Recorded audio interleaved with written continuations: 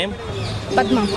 இருக்கிற ஒரு 2K ஒரு காலகட்டத்தில் பசங்க வந்து நிறைய ஏமாத்துறாங்களா, பொண்ணுங்க நிறைய ஏமாத்துறாங்க? ஆக்சுவலி இது ஜெண்டர் வச்சு அப்படிலாம் இல்லை, எந்த டிஸ்கிரிமினேஷன் நம்ம பண்ணக்கூடாது, இவங்க தான் ஏமாத்துறாங்க அப்படிலாம் இல்லை. பொதுவாக ஒருத்தங்க ரிலேஷன்ஷிப்பில் இருந்தாங்கன்னா எந்த எக்ஸ்பெக்டேஷன்ஸும் இல்லாமல் ஹானஸ்ட்டாக இருந்தாங்கன்னா அந்த ரிலேஷன்ஷிப் ஒர்க் அவுட் ஆகும். இல்லைனா அது அவங்களுக்கு டிசப்பாயின்மெண்ட் ஆகும். அதை வச்சு நம்ம ஏமாத்துறாங்க அப்படி சொல்ல முடியாது. மேபி இருக்கலாம், பட் ஜெண்டர் வச்சு நம்ம டிஸ்கிரிமினேட் பண்ணக்கூடாது.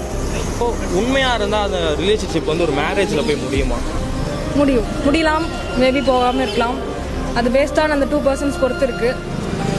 ஏன்னா இப்போ இருக்க 2Kல லைக் மேரேஜுங்கிற விஷயமே வந்து லைக் மேரேஜ் இருந்தால் தான் 2 பேர் இருக்கணும் அப்படிங்கிறதே இல்லைங்கிற மாதிரி கான்செப்ட் போயிட்டு இருக்கு. ஒவ்வொருத்தங்களோட ஒப்பீனியன் நம்ம ஜட்ஜ் பண்ணக்கூடாது.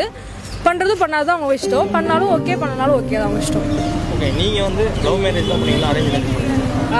பர்சன் பொறுத்து இருக்கு. மேபி லவ் மேரேஜில் நல்ல பர்சன் கிடைச்சாங்கன்னா லவ் மேரேஜ், மேபி எனக்கு லவ் செட் ஆகலை, அரேஞ்ச் மேரேஜில் நல்ல பையனா பார்க்குறாங்கனாலும் ஓகே. அந்த பர்சன் நல்ல பேசினா தான் பார்க்கணும், அரேஞ்ச் மேரேஜோ லவ் மேரேஜோ.